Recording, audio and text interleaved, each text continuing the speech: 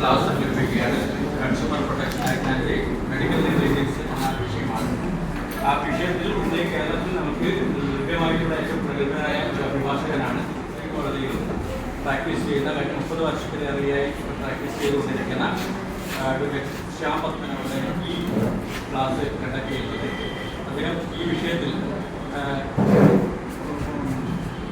Supreme കോടതിയിലും ഹൈക്കോടതിയിലും അതുപോലെ തന്നെ consumer കോടതികളിലും state ഫോറങ്ങളിലും practice ചെയ്യുന്ന പ്രഗത്ഭനായ മെഡിക്കൽ നെഗ്ലിജൻസ് വിഷയത്തിൽ പ്രാക്ടീസ് ചെയ്യുന്ന പ്രഗത്ഭനായ അഭിഭാഷകനാണ്. അദ്ദേഹം ഒരുപാട് അക്കാഡമിക് ക്വാളിഫിക്കേഷനുള്ള ഒരു വ്യക്തിയാണ്. നിരവധി ലോ കോളേജുകളിൽ ഫാക്കൽറ്റിയായിട്ട് പ്രവർത്തിച്ചിട്ടുള്ള വ്യക്തിയാണ്. അതുപോലെ തന്നെ വിവിധ മേഖലകളിൽ സാംസ്കാരിക മേഖലകളിൽ പ്രവർത്തിക്കുന്ന അതുല്യനായ വ്യക്തിത്വമാണ് മിസ്റ്റർ Adv.Shyam പത്മൻ സർ. അദ്ദേഹത്തെ ഈ വേദിയിൽ നമുക്ക് ലഭിച്ചത് കണ്ണൂർ ബാർ അസോസിയേഷൻ്റെ ഭാഗമായി ഞാൻ കരുതുകയാണ്. ശ്യാം പത്മൻ സാറിനോട് ക്ഷമിക്കണം, നിങ്ങൾ ഇത് വെക്കേഷൻ ആയതുകൊണ്ടും 3-4 കോടതികളിൽ ലീവായതിനാലുമാണ് ഓഡിയൻസ് ഇത്രയും കുറഞ്ഞു പോയത്. അക്കാര്യത്തിൽ ഞങ്ങൾ ശ്യാം പത്മൻ സാറിനോട് പഠിതാക്കളുടെ എണ്ണം ചോദിക്കുന്നു. ഈ വേദിയിലേക്ക് എത്തിച്ചേർന്ന നമ്മുടെ ബഹുമാന്യനായ ശ്യാം പത്മൻ സാറിന്റെ സ്വാഗതം ആശംസിക്കുന്നു. അതുപോലെ തന്നെ ഇരിക്കുന്ന മുഴുവൻ അഭിഭാഷകർക്കും മറ്റു പഠിതാക്കൾക്കും സ്വാഗതം ആശംസിക്കുന്നു. ക്ലാസ്സിൽ കണ്ടക്ട് ചെയ്യാൻ ശ്യാം പത്മൻ സാറിനെ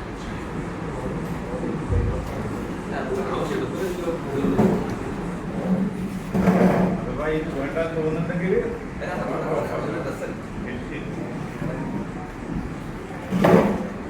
thank you very much for this opportunity. Before, I think Bajusha will be coming thereafter. I think I'll പറഞ്ഞാൽ എന്താണെന്ന് ചോദിച്ചപ്പോൾ അതിനൊരു ഡെഫിനിഷൻ പറഞ്ഞു. The confusion of one man multiplied with the persons present. അപ്പോൾ ഇന്നൊരു സുഖമുണ്ട്, വലിയ കോംപ്ലിക്കേഷൻ ഉണ്ടാവാൻ സാധ്യത. ഈ മൾട്ടിപ്ലിക്കേഷൻ നമ്മൾ ഒന്നുമില്ലേ കുറച്ച് പണ്ട് പഠിച്ചതിനെ കൊണ്ട് വലിയൊരു ബുദ്ധിമുട്ട് വരാൻ സാധ്യത തോന്നുന്നില്ല. So today I am asked to share my thoughts on a specific topic. സാധാരണ എന്ത് പഠിക്കാൻ അപ്പം ഒരു having a general audience, I would try to simplify that. But ഇത്രയ്ക്ക് ഒരു എൻലൈറ്റൻഡ് ആയിട്ടുള്ള അല്ലെങ്കിൽ ഞാൻ കാണുന്ന ആൾക്കാരൊക്കെ സ്ഥിരമായിട്ട് ഈ ഫീൽഡിൽ പ്രാക്ടീസ് ചെയ്യുന്ന അല്ലെങ്കിൽ അഡ്ജുഡിക്കേറ്ററി അതോറിറ്റിയായിട്ട് ഇരുന്നിട്ടുള്ള വ്യക്തികളായിട്ടുള്ള കൊണ്ട് പ്രത്യേകിച്ച് I try to complicate that. Very simple ആയിട്ട് I ask you one question. ഇപ്പം കൺസ്യൂമർ പ്രൊട്ടക്ഷനെ കുറിച്ചാണ് നമ്മൾ പറയുന്നത്. Who can file a complaint? നമുക്ക് പറയാം. Nobody is going to gauge you. Even I hope I will not be gauged. So, who can file a complaint? Consumer. Absolutely wrong. It's a complainant who can file a complaint. ഇനി കംപ്ലൈന്റിന്റെ definition എടുത്തു നോക്കാം. അതിൽ ഒരു വിഭാഗം മാത്രമാണ് ഈ പറയുന്ന consumer. So, a complaint can be filed by a complainant, and the definition of complainant encompasses different. Like I told you at the threshold, I am trying to complicate that altogether, so that you will get out of this all more confused than having any clarity. കാരണം നമ്മളൊക്കെ വക്കീലന്മാരാണ്. അപ്പം പല രീതിയിലുള്ള approach to a same issue. That's how law develops. അല്ലാണ്ട് ഇപ്പൊ എല്ലാവരും reasons മാത്രം പറയുകയാണെങ്കിൽ ആ ഒരു 4 ഡിസിഷൻ 1940 പ്രിവി കൗൺസിൽ പേജ് 100 അല്ലെങ്കിൽ വേറെ ഏതെങ്കിലും നല്ല 1-2 എസ്റ്റാബ്ലിഷ് ആയിട്ടുള്ള എന്താ പറയുക വിനായകം പറഞ്ഞാൽ that's end of it. Why should അതിനൊരു കഥ ചില മോടും കൂടി ഒരു കുന്നോ മരോ ഇവിടെ കൃഷ്ണന്മാരി നല്ല ബ്യൂട്ടിഫുൾ ആയ സ്ഥലം അല്ലെങ്കിൽ കയറിക്കൊണ്ടിരിക്കുകയാണ്. അപ്പം ചെറിയ കുട്ടി പറയണം ആച്ചാ നല്ല കാണാൻ ഭംഗിയുള്ള ഒരു എന്താ പറയുക ചിത്രശലഭം. ഇതൊക്കെ ഉണ്ട് ചിത്രശലഭം. എൻ്റെ കാലത്തുള്ള ചിത്രശലഭം എന്ന് പറഞ്ഞാൽ എമ്മാരി കളർഫുള്ളായിട്ട് എമ്മാരി വെറൈറ്റി. അത് തന്നെ ഒരു പക്ഷിനെ കാണും എൻ്റെ കാലം. അങ്ങനെ എന്ത് കുട്ടി പറഞ്ഞാലും എൻ്റെ കാലത്തുള്ളതേ ബെസ്റ്റ് ഉള്ളൂ. കുറച്ച് കഴിഞ്ഞ് നോക്കുമ്പോൾ മോളെ കാണാനല്ല, നോക്കുമ്പോൾ തരടിയില്ല. അപ്പം എന്താ വെച്ചാൽ വരാത്തത് why should I come? Everything is over in your era. എനിക്കിനി മുന്നോട്ട് നോക്കാൻ ഒന്നുമില്ല. അപ്പം there is nothing more for me to look forward to. So why should I follow you or why should I even go further? Legal profession അങ്ങനെയല്ല. ഇപ്പം ഒരു 2 example പറയുകയാണെങ്കിൽ ഒരു എക്സാമ്പിൾ പറയാം. നമ്മുടെ എന്താ പറയാ Hindu minority and guardianship act അല്ലേ, അതിൽ സെക്ഷൻ 4 ആണെന്ന് തോന്നുന്നു. ഞാൻ അതിന്റെ സബ്ജക്ട് എന്നല്ലാതെ ഞാൻ പ്രത്യേകിച്ച് എടുത്തിട്ടില്ല. എന്നാലും അതിൽ പറയുന്നത് എങ്ങനെ വെച്ചാൽ custody of A Hindu minor natural എന്താ പറയാ guardian. Firstly the father and after him the mother. Terminology ഭയങ്കര ടെർമിനോളജിയാണ്. ഏകദേശം എത്രയോ പതിറ്റാണ്ടുകളോളം അതിനെ ഇന്റർപ്രറ്റ് ചെയ്ത് വെച്ചാൽ അച്ഛൻ മരിച്ചാൽ മാത്രമാണ് അമ്മ ഗാർഡിയൻ ആവുള്ളൂ അല്ലെങ്കിൽ നാച്ചുറൽ ഗാർഡിയൻ ആവുള്ളൂ എന്നുള്ള പറഞ്ഞത്. Then came the international movement regarding gender equality and everything. Then the Supreme Court had a relook. Supreme Court relook എന്ന് പറയുമ്പോൾ നമ്മൾ മനസ്സിലാക്കുന്നത് ആദ്യം relook വേണമെങ്കിൽ somebody has to trigger their thoughts. Somebody has to put new data അല്ലെങ്കിൽ fodder for thought. അത് നമ്മുടെ വക്കീലന്മാരാണ് കൊടുക്കുന്നത്. അങ്ങനെ when we gave a new dimension to the way in which it could be interpreted, then the Supreme Court said, no, after him means the statute did not say, had the legislature wanted that after death, would have clearly said that after the death of the father. Instead, it's after him. After him means he should be incapacitated in his absence and all those things. There was a radical change in the approach. So, that was because of the new approach to it altogether. Another. To take that subject a step more further, the entire thing is under the constitution bench. Further, that section itself has to be struck down because why should somebody stand in the queue to be the parent or guardian of their own children? Another. Yes. ഈ 130 നമ്മളെല്ലാവരും ചെയ്യുന്ന കാര്യമാണ് അല്ലേ? 130 ഇപ്പോഴത്തെ 130 അല്ല പറയുന്നത്. ഞങ്ങളമാരത്തെ വയസ്സന്മാർ ഞങ്ങളല്ല, ഞാൻ എന്നമാരത്തെ വയസ്സന്മാർ ചെറുപ്പക്കാരുടെ അവതരിപ്പിച്ചിട്ടാണ്. അപ്പം നമ്മുടെ കാലഘട്ടത്തിലൊക്കെ എന്താ ബുദ്ധിമുട്ട് വെച്ചിട്ടുണ്ടെങ്കിൽ കാലണ്ടർ നോക്കിയിട്ടായിരുന്നു നമ്മൾ കാര്യം ചെയ്യുക. ഇത്ര ദിവസം കൊണ്ട് ബൗൺസ് ചെയ്ത് കിട്ടിക്കഴിഞ്ഞിട്ടുണ്ടെങ്കിൽ ബൗൺസ് മീൻസ് ഡിസോണർ ചെയ്ത് കിട്ടിക്കഴിഞ്ഞിട്ടുണ്ടെങ്കിൽ ഇത്ര ദിവസം കൊണ്ട് നോട്ടീസ് പോയിരിക്കണം. നോട്ടീസ് പോയി കിട്ടി അദ്ദേഹത്തിന് കിട്ടിയത് എന്താ പറയാ പ്രൂഫ് ഓഫ് POD അല്ലെങ്കിൽ അക്നോളജ്മെന്റ് കിട്ടിക്കഴിഞ്ഞിട്ടുണ്ടെങ്കിൽ ഇത്ര ദിവസം കൊണ്ട് നമ്മൾ കംപ്ലൈന്റ് പരിഹരിക്കണം. ഇല്ലെങ്കിൽ criminal prosecution will not pay. Maybe you have a remedy of a civil prosecution or a civil suit where you can expect your child or grandchild or great grandchildren to get the fruits of the litigation. അങ്ങനെ വന്ന സമയത്ത് ഒരു ആസാമി എന്ത് വെച്ചിട്ടുണ്ടെങ്കിൽ ഈ sale notice through fax.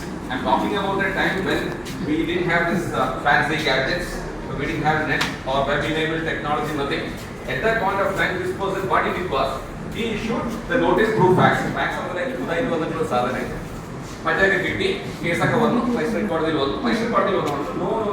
The Act says that it has to be sent through registered post acknowledgement. So, not that, dismissed. Went up to High Court, dismissed.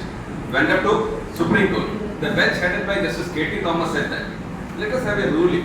Then again I will implore or I will remind you that the court had a relook. Why? Because an enlightened or a person with a radical thought in the audience or the person who was audience in the sense like when the judge sees as an audience. So the one lawyer was or a fraternity of lawyers were able to put a new thought into the head of the judge saying that where in the statute is it stated that it should be by a registered post. Intimation is the only term that is issued. Once the check is dishonored, the factum of dishonor has to be intimated to the other party, and upon intimation, such and such dates will come into play. So the court said that no. So there was a doubt. So if not that, fax is not mentioned. How can we say that fax can be used? Then he said that rules of statutory interpretation. He took out the book, he took out the portion, he showed that it has to take into account any changes that comes around in the meaning of the word, technology, social changes, perception, everything after the passing of the act. And a very proactive stand has to be taken by the court to give full meaning, purport and implementation of the statute. And he said that, and thankfully in that case, the accused did not have a case that he did not receive the facts. He only had a case that then other issues would have arisen, proof of delivery and things like that. He had only a case that it was not. So what I want to impress upon each one, especially the younger lawyers, is that there is always scope for interpreting all the statutes that you have. There is always a scope for having a different angle altogether. Today I will try to take you through the Consumer Protection Act, which came about, the Act is of 1986. I think the first courts were established only in 1990, earlier 1990s or late 1990s. അന്നൊക്കെ ഇങ്ങനെ പറയാച്ചെങ്കിൽ അവന് പ്രത്യേകിച്ച് പണിയൊന്നുമില്ല, consumer വക്കീല വക്കീലിനൊക്കെ പറയുന്ന മാതിരിയിട്ട് കൺസ്യൂമറിൽ മാത്രം പോകുന്ന വക്കീലാണ്. I challenge any person who says 1986 Act മര്യാദയ്ക്ക് വായിക്കുകയും അതിന്റെ പർപ്പട്ടും ആംബിട്ടും നോക്കിയിട്ടുള്ള എത്ര പേര്? Very minuscule in the sense, why? Because the adjudicatory mechanism was also like that. ഇത് അതിനൊരു തമാശയുണ്ട്. നമ്മൾ കുണ്ടേട്ടിന്റെയും അല്ലെങ്കിൽ കുണ്ടേട്ട് എന്ന് പറയുന്ന ഭാഗത്തേക്ക് വന്നിട്ട് കൊണ്ടാണ്, അല്ലെങ്കിൽ ഇംഗ്ലീഷ് മലയാളം ഡിക്ഷണറി എടുക്കുകയാണെങ്കിൽ ഫോറം എന്നുള്ളതിന് ഒരു പല അർത്ഥങ്ങളിലൊന്നും ചന്താണ്. അപ്പൊ ഒരു ചന്തയായിരുന്നു. അപ്പൊ it was more or less like A ചന്ത വേറിന്ന പോവുക എന്തെങ്കിലുമൊക്കെ പറയാ, കിട്ടിയാ കിട്ടി പോയാൽ പോയി എന്നുള്ള മാതിരി. Nobody used to go to the intricacies, the nuances of the act. But thankfully I was attached to an office. I don't know how many of you know, but I'm sure that senior members of the bar will know Mr. Adv.Shyam of Calicut. Where the only discussion in the office, whether it is before noon or afternoon, was only low and low. Nothing. We used to start the office around 7 o'clock. Maybe it is surprising for you, but we used to end it by around 2 a.m. in the morning, not 2 p.m. So it was such an office where I was able to practice at least my early trainings. So that gave me an insight, or that gave me an inspiration to look into anything. I mean, it may look innocuous, it may look very simple, it may appear that there is nothing in it. That is why I asked a simple question: who can file a complaint? It's a spinal reflex. It will come consumer. No, it's a complaint. Who is a complaint? Then comes the issues. Two things are covered. Like 1986 Act of India Act of product liability. One is defective in service definition. Defective goods user with permission is there in the definition. Consumer definition not only the person who purchases, but also user with permission is covered under defective goods, and the beneficiary is covered under deficiency in service. But if the 17 who can file a complaint? Unless and until unfair trade practice is alleged, it's only the purchaser, the person who availed. We think that definition, so he can file. This is definition of consumer. It is only a subdivision of complaint. The complainant consumer who can file the question of it? Who can file the question under the incident? Unless and until you say there is unfair trade practice, then only a person who has purchased, you are a potential purchaser of course, and who has availed. So I just wanted to put it across to you at the threshold, because let us give it some serious thought, because Consumer Protection Act is not a silly act. And I have my own reservation regarding the new act, which I have aired in different forum, different platforms, which I will be doing even day after tomorrow, when I am supposed to address the Bar Council of Andhra Pradesh, Vijayawada, when I am asked to speak to around 400 plus audience of judicial officers and others, wherein they wanted a critical analysis, not just what is there. What is there in the act, anybody can read, and the act does not cost much. I mean, 130 rupees. So it is not. Now, with your permission, I just get on to my topic. Two things. One is consumer protection. The other is medical negligence. Now, let us see. Before I come to consumer protection, what is medical negligence? It is not having any rocket science. It is not a magical word, and it is most misunderstood by the adjudicatory mechanism, because they feel that something has gone wrong. Somebody has to be found fault with. It is not a man with the smoking gun syndrome. So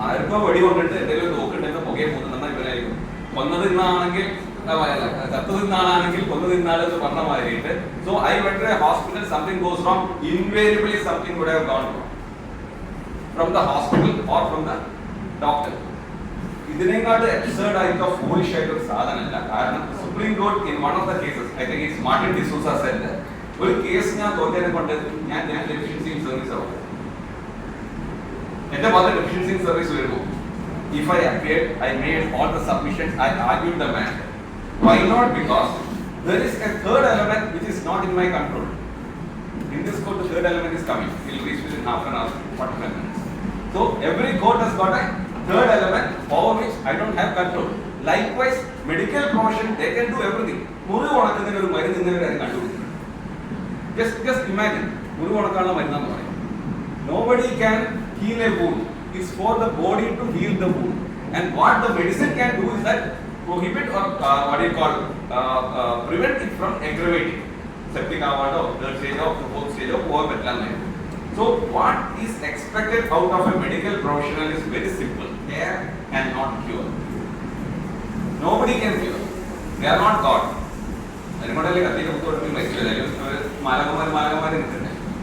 we stand in. I started off that topic because today is a very what do you call it?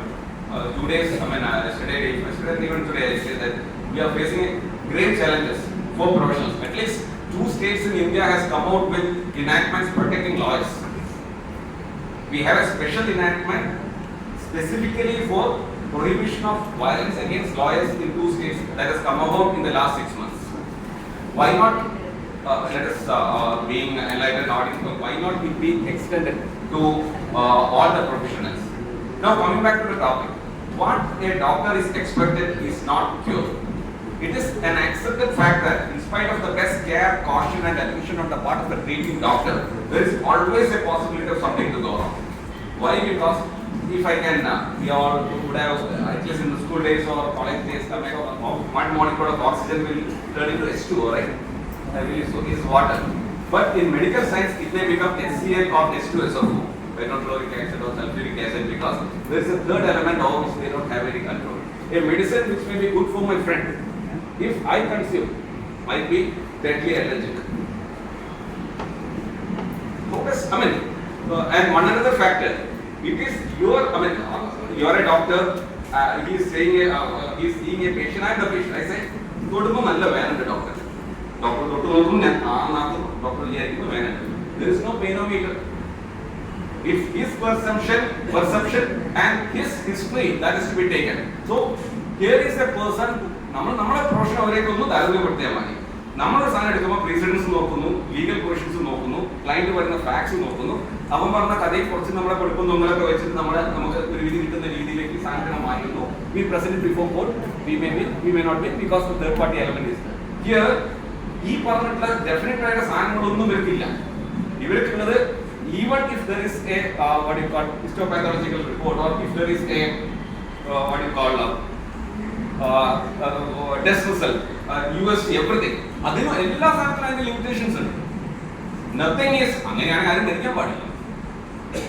Everybody can be treated and every disease can be cured. So what we have to understand as legal professionals when we attend to them is that they work in a environment which is completely covered by uncertainties. In spite of the best care, caution and attention on the part of the treating doctor, there is always. That is why way back in Sideway case and Column case, it was said that medicine has not been and is not an exact science. So enough of that. We'll come to the topic because in this environment, I thought like if I don't mention about the medico-legal aspects. Now coming to the Consumer Protection Act 2019, I thought I'll just take 20 minutes of your time for a comparative and you may be able to enlighten me. Not the other way around. Earlier there were only 31 sections in the 1986 Act. Now we have got how many sections? About the population explosion, there is a statutory provision explosion. About the additions I wanted to that date assumes some importance.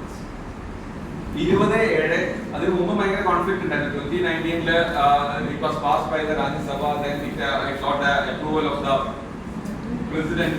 അപ്പം അന്ന് മുതൽക്കല്ലേ ഹിമാചൽ പ്രദേശിന്റെ പൊട്ടൻ decision ഉണ്ട് ഹൈക്കോർട്ടിന്റെ, where it says that once it is approved by statutory interpretation പറയുന്നത് വെച്ചിട്ടുണ്ടെങ്കിൽ if a date is not mentioned immediately, but if it is mentioned that as on the day it is notified, you have to wait till the notification.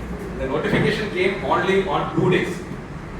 Let us say 27/2020 is the first notification, where 70% of the act was notified, and thereafter the entire act was notified on 24/7/2020.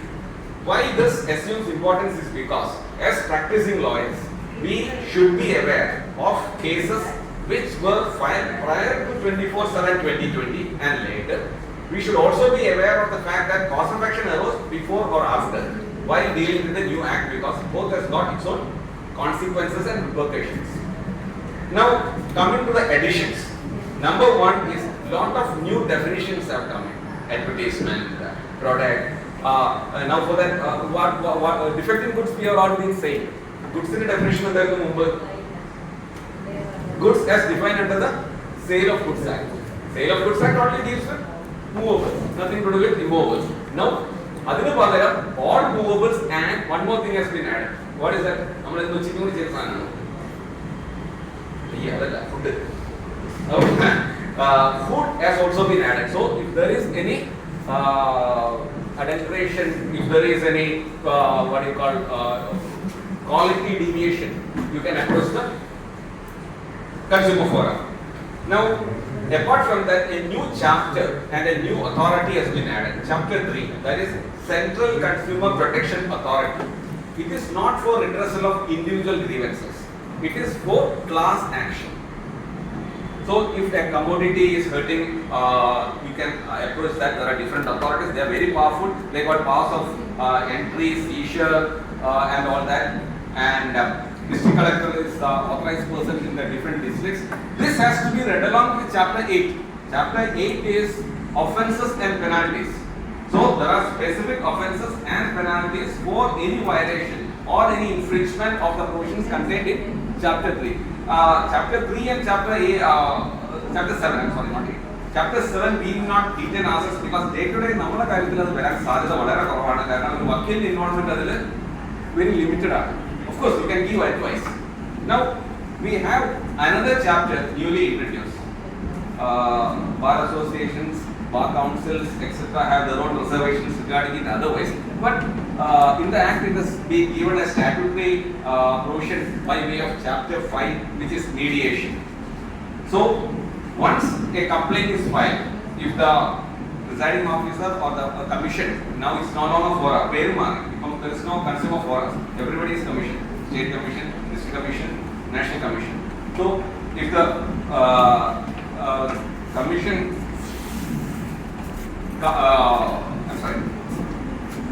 feels that there is scope for out of court settlement or mediation, it has to send for mediation. But the fact remains that it is immediately after admission. Admission hearing is a very important thing. But there is a provision in the Act that an admission hearing or a decision on admission is not taken within a particular period of 21 days. It is automatically admitted. But that provision does not apply to appeals.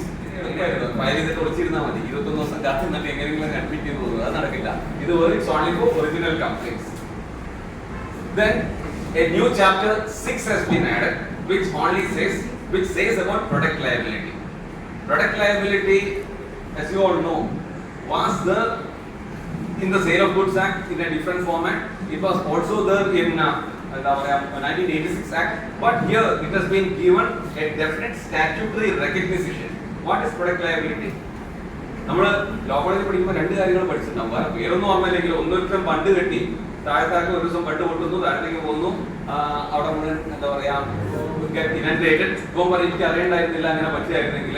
അപ്പം അതേതാ ഇനി അതേമാതിരി തന്നെ ഒരു കാര്യമുണ്ട്. അത് നമുക്ക് പലപ്പോഴും ഇഷ്ടമുള്ള സാധനമായിരിക്കും. നമ്മൾ ജിഞ്ചർ ബിയർ കുടിക്കുന്നു. ജിഞ്ചർ ബിയർ കുടിച്ച് ലാസ്റ്റിലെത്തുമാണ് കാരണം ജിഞ്ചർ ബിയർ മാത്രമല്ല സ്റ്റീലിന്റെ കുറെ കഷ്ണങ്ങൾ കൂടി കാണുന്നു. അത് ഫ്രീ ആണെന്ന് പറയുന്നു. പക്ഷേ ഇഷ്ടമല്ല, അതിന് കേസ് കൊടുക്കുന്നു. അതിന്റെ ഫണ്ണിയസ്റ്റ് പാർട്ട് എന്താ വെച്ചിട്ടുണ്ടെങ്കിൽ ജിഞ്ചർ ബിയർ കുടിക്കുന്ന ആളല്ല വാങ്ങിയിരിക്കുന്നത്, സുഹൃത്തിന്റെ കയ്യിൽ നിന്ന് വാങ്ങി കുടിക്കുകയാണ്. Went up to the Privy Council and the highest court of UK said that you are liable. അതേതാ കേട്ടില്ല? Donoghue versus Stevenson, right? So ഇവിടെയാണ് the concept of strict liability, no fault liability and liability without looking into the concept of privity of contract arose. Medical negligence-ലും ഏറ്റവും കൂടുതൽ impact ഉണ്ടാക്കിയ decision ആണ് Donoghue versus Stevenson, because you may not have a contract with a particular doctor. That is unnecessary, because it is said that every doctor or every medical man holds himself out as a responsible person who can and who will give necessary medical aid to the person. Three things he blindly promises: I am competent, I am qualified, and I will take good care of you. Not cure. So that is regarding product liability. Now there is a very interesting thing that has been incorporated in the new Act. These are given a statutory mandate. Bill കിട്ടാൻ അർഹതയുണ്ടെന്ന് മാത്രമല്ല, എന്താണ് എന്തൊക്കെ ഉൾക്കൊള്ളിക്കണം എന്നുള്ളത് അത് റൂൾസും റെഗുലേഷൻസും act വെച്ച് വായിക്കുകയാണെങ്കിൽ non issuance of bill or inclusion of a term that വിറ്റസാനം തിരിച്ചെടുക്കില്ല എന്നൊക്കെ പറയുന്നൊക്കെ everything is now termed as UTP. What is UTP? Not urinary tract infection, it is unfair trade practice.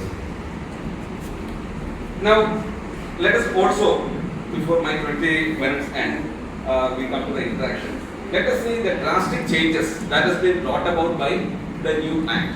Number one, we look into the concept of who a complainant is, and we also saw the limitation when we read section 35. Then commercial purpose. മുമ്പ് എങ്ങനെയായിരുന്നു? അതൊരു checked ഹിസ്റ്ററിയാണ് commercial purpose എന്നത്. അതായത് who is a consumer who purchases goods for any purpose ആയിക്കോട്ടെ. അതിന്റെ provided commercial purpose is excluded, but ആ exclusion എങ്ങനെ പുറത്തു വരുന്നുണ്ട്? If he earns his livelihood by means of self-employment. Simple as that. സർവീസിലും അതുണ്ടായിരുന്നു. ആദ്യം 1986 act വന്ന സമയത്ത് ഒരു കൺഫ്യൂഷൻ വന്നു. അതിനുശേഷം 2002 amendment അത് ആഡ് ചെയ്തു. Then it continued, and the amendment of 2002 said that even for services, if that service is for earning his livelihood by means of self-employment, it does not. New actually reside എന്താ വെച്ചിട്ടുണ്ടെങ്കിൽ ആരോ നോക്കാൻ സാധ്യതയല്ല. കാരണം എന്താ വെച്ചിട്ടുണ്ടെങ്കിൽ വരൂല എന്നല്ല പറഞ്ഞത്, സർവീസ് നമുക്ക് എടുത്താൽ. If you see the explanation of the definition of consumer, you will see that commercial purpose but does not include any person who purchases goods for earning his livelihood by means of self-employment and service ഒഴിവാക്കി. അപ്പോൾ സർവീസിന്റെ കോൺസെപ്റ്റിൽ if it has got an element of commercial purpose, it will be excluded from the purview of consumer protection. Now please understand one thing, we need not be sad about this. Why? Because this is only an offshoot of the law of torts. അതിലെ ചെറിയൊരു minuscule ആയിട്ടുള്ള സാധനം മാത്രമാണ് ഈ consumer protection act. Consumer protection ആക്ടിൽ നിൽക്കുന്ന പറഞ്ഞാൽ remedy പോകുന്നതല്ല എൻ്റെ അർത്ഥം. You will have to go elsewhere. ഈ പീജൻ ഹോൾഡ് ഉള്ളിൽ നിന്ന് മാത്രമേ ഇതിന് റെമഡീസ് കിട്ടുള്ളൂ. അതിന്റെ ഉള്ളതോ, and that is why the Supreme Court and the National Commission said that this is not a panacea for all illness. This is not a remedy for all malices. So this is only for those things that are covered and governed. ഇതിപ്പോ നമ്മളിപ്പം മറ്റേ പുതിയ act വന്നിട്ടില്ല, legal services authority section 22 onwards ഒരു chapter വന്നു. ഇതിന്റെ പേര് permanent law adalat. Same thing. Permanent law അദാലത്തിന്റെ പ്രശ്നം എന്താ വെച്ചിട്ടുണ്ടെങ്കിൽ അത് വെരി ലിമിറ്റഡ് സ്കോപ്പ് ഉള്ളതാണ്. That is where the Supreme Court clarified that these are all creatures of a statute. They don't have inherent jurisdiction. They cannot go. ഇപ്പോൾ ചില കേസൊക്കെ വരുമ്പോൾ as a presiding officer ഞാനാണെന്ന് വെച്ചിട്ടുണ്ടെങ്കിൽ എന്തെങ്കിലും ഒരു വിധി കൊടുക്കാം അല്ലെങ്കിൽ എന്തെങ്കിലും സഹായം ചെയ്യാനൊക്കെ തോന്നും. ആ തോന്നലിൽ നിൽക്കണം. കാരണം അത് കൊടുക്കാനുള്ള അധികാരമോ അവകാശമോ നമുക്കില്ല. അപ്പൊ എന്ത് പറ്റി വെച്ചിട്ടുണ്ടെങ്കിൽ this can only be given if it is provided and contemplated under the statute, not otherwise. Now, so that is regarding commercial purpose. Now let us see, സാധാരണ ഒരു കോടതിക്ക് രണ്ട് ജൂറിസ്ഡിക്ഷനാ പറയാം. എന്തൊക്കെയാ പറയാ നമ്മള്? പെക്യൂണിയറി ആൻഡ് ടെറിട്ടോറിയൽ ജൂറിസ്ഡിക്ഷൻ. നമുക്ക് ആദ്യം പെക്യൂണിയറി എടുക്കാം. ഇപ്പോഴത്തെ കൺസ്യൂമർ കോടതിയുടെ പെക്യൂണിയറി ജൂറിസ്ഡിക്ഷൻ ഏകദേശം എന്താ? ഡിസ്ട്രിക്ട് കമ്മീഷന്റെ പെക്യൂണിയറി ജൂറിസ്ഡിക്ഷൻ എത്രയാ? എന്തെങ്കിലും സംഖ്യ പറയോ? എന്റെ സംഖ്യ വിളിക്കണം നല്ല വന്നത്. എന്തെങ്കിലും സംഖ്യ പറയും. എത്ര? കേട്ടില്ല. 25 lakhs. നല്ല. നീ ആർക്കെ എന്താ പറയണ്ടോ? going gone എന്ന് പറഞ്ഞാൽ ലൈൻ വെച്ച് പോകുന്നു. 50. ഓക്കേ. വേറെ ഉണ്ടോ? 1 crore. Correct. 1 crore ആയിരുന്നു. When 2019 Act വന്ന സമയത്ത് it was 1 crore. But was the Act ever amended? Was it amended? ഇപ്പോഴും നിങ്ങളൊരു ബയർ ആക്ട് വാങ്ങുകയാണെങ്കിൽ ഏറ്റവും ലേറ്റസ്റ്റ് 2023 ആയിരിക്കും. 2021-23 അതിലും 1 crore കാണിക്കും. വൈ? അത് ഇൻഫർമേഷൻ ടെക്നോളജി ആക്ട് വന്നതിനാണ്. മറ്റേ അതിൽ 66A ഒക്കെ നമ്മൾ മറ്റേ എന്താ പറയാ ശ്രേയ സൈതാലിന്റെ കേസിലൊക്കെ ഇത് കളഞ്ഞെങ്കിലും ആക്ട് ചെയ്ത് വരുന്നില്ല. എപ്പോഴും കാണും. അതിലിപ്പോഴും അറസ്റ്റൊക്കെ നടക്കുന്നുണ്ട്. സുപ്രീം കോടതി ഇനി ആയിട്ട് ആരെങ്കിലും അറസ്റ്റ് ചെയ്തെങ്കിൽ കണ്ടംപ്റ്റ് ആക്ഷൻ എടുക്കുന്ന പോലീസിനോട് പറയേണ്ടി വരും. കാരണം that is the way it is. The most important factor you have to keep in mind is that the act was never amended. They only invoke a portion under section 34(1) where central government is given power to come out with notification changing the amount. So if you go through the statute, any barrack, the latest one which was printed even today, or you go to the net for that matter, where in the site of Ubhokta something is not, you will find this 1 crore. No, it is 50 lakhs with effect from 30/12/2021 by way of a notification under section 34(1). Okay. So I mean, there is nothing wrong in saying starting from 10 lakhs, 20, 25 lakhs, 100 lakhs of the foreign. If I am to make a statement that district forum or district commission has got unlimited pecuniary jurisdiction, will you agree with me? ഇത് പ്രകാരം 30/12/2021 ഈ notification പ്രകാരം ഈ പെക്യുനറി jurisdiction act 50 ലക്ഷമായി നിശ്ചയപ്പെടുത്തി. പക്ഷേ if I am to tell you that നിങ്ങൾ കോമ്പൻസേഷന് വേണ്ടി ഒരു കേസ് കൊടുക്കുകയാണെങ്കിൽ അൺലിമിറ്റഡ് പെക്യുനറി ജൂറിസ്ഡിക്ഷൻ ആണ് ഡിസ്ട്രിക്ട് കമ്മീഷൻ എന്ന് പറഞ്ഞാൽ will you agree with me? Yes or no? Yes എന്ന് പറഞ്ഞാലും നോ എന്ന് പറഞ്ഞാൽ എന്തുകൊണ്ടെന്ന് കൂടി പറയണം. അപ്പോൾ ആരും പറയില്ല. See, under the 1986 Act, there were 3 components for determining pecuniary jurisdiction: value of the goods, then nashta compensation. All these things have to be taken together. Relief endano, for example, car vaangi, കാറിന്റെ എന്താ പറയാ വെറും റാബി മേറും മാത്രം കേടായിരിക്കും, അല്ലെങ്കിൽ എന്താ പറയാ എന്തെങ്കിലും സാധനം അതിനിപ്പോ 50,000 വെച്ചിട്ടുണ്ടെങ്കിൽ still I like to value in the cost of the car. പിന്നെ ഞാൻ കോമ്പൻസേഷൻ ചോദിക്കുകയാണ്, ഈ ഇങ്ങനെ ബാക്കിലേക്ക് കാണാത്ത കൊണ്ട് എനിക്ക് എന്ത് പറ്റിച്ചാൽ എന്തെങ്കിലുമൊക്കെ ബുദ്ധിമുട്ടുകൾ ഉണ്ടായി, അതിന് എനിക്കൊരു 5 കോടി കൂടി വേണമെന്ന് പറഞ്ഞാൽ അതുകൂടി കൂട്ടും. Now the issue is that the component of compensation has been taken away. So even if you ask 10 million, I don't know, 10 million is a huge amount or any million amount, it will still be maintainable before the district commission. An excellent proposition which I'll tell you later why, and that is why the Supreme Court is now seized of the matter in suo motu proceedings 3, wherein the Supreme Court lamented that this is a half-baked act which has come about without doing proper legislative impact assessment or study. We have got Shenoy report, then we have got Justice, one of our Chief Justices who has gone there. What's his name? There is one more judge. Adv.Shyam report, and Adv.Shyam report ഒക്കെ വായിച്ചിട്ടുണ്ടെങ്കിൽ നമുക്ക് തന്നെ നാണക്കേടാണ്. With due respect to the presiding officers, അതിലാണ് അദ്ദേഹം വ്യക്തമാക്കിയിരുന്നത്. There are 2 kinds of judges: those who know the law and those who know the law minister. This is civil service minister. And കൃത്യമായിട്ട് പച്ചക്കുഴി. And for the past services rendered, persons who have got nothing to do with the consumer protection and everything are posted. ഇനി അത് പറ്റില്ല, especially after the decision rendered by the Supreme Court last month, that is 3/3/2023 judgement എഴുതി ഈ പരീക്ഷ എഴുതണം, അതിന് syllabus ഒക്കെ ഉണ്ട്, പഠിക്കണം. അപ്പം രാഷ്ട്രീയക്കാരുടെ നല്ല പുസ്തകത്തിൽ ഉണ്ടായതുകൊണ്ട് മാത്രം കാര്യമില്ല, കുറച്ച് അധ്വാനിക്കും കൂടി എന്തുകൊണ്ട്. So coming to this thing, pecuniary jurisdiction. Pecuniary jurisdiction, now what is taken into account is only the amount paid. അതിനും ഒരു ഞാൻ ഒന്നുകൂടി കോംപ്ലിക്കേറ്റ് ചെയ്തതാണ്. ഫോർ എക്സാമ്പിൾ, ഞാൻ ഒരു മൈക്രോ സംഭവം ചെയ്യിക്കാം, ഇത് വാങ്ങി, ഇതിന്റെ വില 5 ലക്ഷം റുപ്യ വിചാരിച്ചു. ഇൻസ്റ്റാൾമെന്റിലാണ് ഞാൻ വാങ്ങുന്നത് വിചാരിക്കാം, 5000 കൊടുത്തുള്ളൂ വിചാരിക്കാം. ആക്ട് മര്യാദയ്ക്ക് വായിക്കുകയാണെങ്കിൽ amount paid ആണ്. I need only reckon the amount paid. So compensation component has completely been taken away. So whatever amount you seek as compensation, it will not change the forum or the commission or where you are going to agitate your complaint. ഇതിന്റെ ഒരു negative വശമുണ്ട്, അദ്ദേഹത്തിന് ലാസ്റ്റിൽ പറയാം. Now pecuniary jurisdiction കഴിഞ്ഞു. അടുത്തെന്താ? അല്ല, pecuniary jurisdiction പറയാലോ, ഇത് 3 തട്ടിലുണ്ടല്ലോ. രണ്ടാമത്തെ തട്ടിൽ ഇപ്പൊ എത്ര? 50 ലക്ഷം ഉണ്ടാ, മറ്റേ എത്ര? 1 കോടി. ഇനി ആരെങ്കിലും പറയണ്ടോ? എന്തെങ്കിലും പറയാം. എത്ര? 2 crores. സ്റ്റേറ്റ് കമ്മീഷൻ 2 crores ആണ്. അവിടെ കോമ്പൻസേഷൻ കോമ്പണന്റ് ഇല്ല. 2 crores is the amount you pay for. മനസ്സിലാക്കാൻ ഏറ്റവും എളുപ്പത്തിൽ മെഡിക്കൽ നെഗ്ലിജൻസിന് എടുക്കാം. നമുക്ക് ഞാൻ ഒരു ആശുപത്രിയിൽ പോകുന്നു, 1 ലക്ഷം റുപ്യാണ് എന്റെ ബില്ല്. ആ ട്രീറ്റ്മെന്റ് കഴിയുമ്പോൾ ഞാൻ പാരപ്ലീജിക് ആവുന്നു, അല്ലെങ്കിൽ എനിക്ക് പാരസ്റ്റൈസ് വരുന്നു, അല്ലെങ്കിൽ I sustain some grievous injuries, rightly or wrongly, maybe there is negligence or may not be there is negligence, but I go to a consumer forum. I am claiming 2 crore as compensation. അപ്പോൾ എത്ര? 2 crore plus ഞാൻ കൊടുത്ത 1 ലക്ഷം, അപ്പോൾ 2 കോടി 1 ലക്ഷം. സാധാരണ നിലയ്ക്ക് first question നമ്മൾ തോന്നുന്നത് എന്താ വെച്ചാൽ ഇങ്ങോട്ട് കൊണ്ടുവന്ന സ്റ്റേറ്റ് കമ്മീഷൻ. സ്റ്റേറ്റ് കമ്മീഷനും പോരാ, അവിടെ 2 കോടി ഉണ്ട്, നാഷണൽ കമ്മീഷനിൽ പോകണം. No.